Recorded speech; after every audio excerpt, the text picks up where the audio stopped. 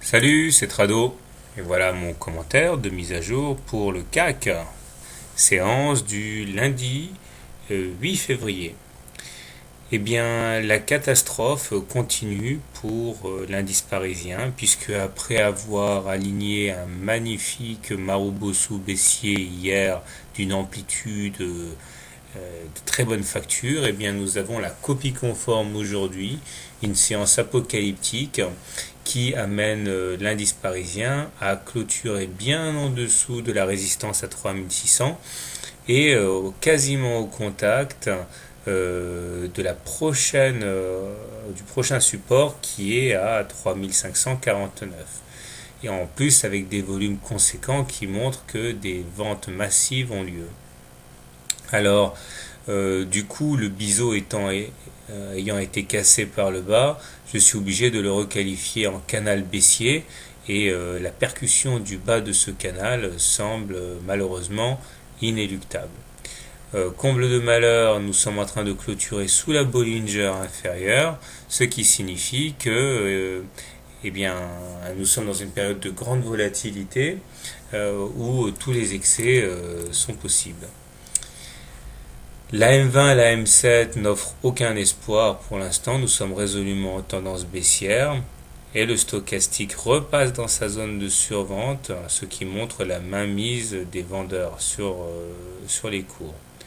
Le momentum également pointe vers le sud et le MACD nous gratifie d'un magnifique non-croisement baissier, rarement annonciateur de réjouissance. Enfin, je signale que il faut reprendre les graphes de la semaine dernière, mais le trade du biseau cassé a finalement produit ses effets, puisque l'objectif annoncé qui était de 3600 a permis aux courageux qui ont opté pour cette option baissière, clairement de s'en mettre plein les fouilles. Bravo à eux.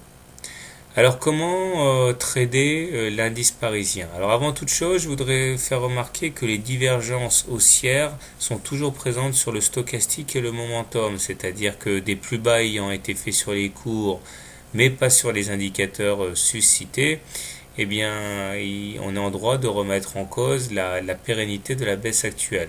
Mais il ne faut pas non plus y accorder trop d'importance tant les indicateurs sont dégradés. Mais c'est un signe de fragilité de la baisse actuelle. Alors, comment donc trader l'indice parisien lundi? Je pense que si vous voulez continuer de shorter l'indice parisien, vous devez sans doute soit attendre un retour sur la M7, shorter la M7, objectif un retour sur la Bollinger inférieure, qui a été percuté aujourd'hui. Vous pouvez également, mais c'est un trade qui est un peu plus risqué, c'est attendre un retour sur la moitié du Marubosu d'aujourd'hui, c'est-à-dire à la louche 3620, shorter ces niveaux qui sont très classiques pour un retracement et viser donc toujours la même chose, un retour hors des Bollinger.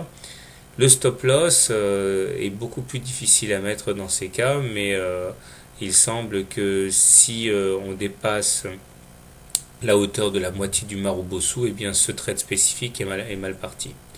Vous pouvez également décider d'acheter le CAC. Dans ce cas, je vous conseille d'attendre un contact avec le bas du canal bleu, d'acheter et de viser un retour sur la M7, donc un throwback sur la M7, mais attention, c'est super dangereux parce que vous êtes vraiment en train d'essayer de rattraper un couteau qui tombe.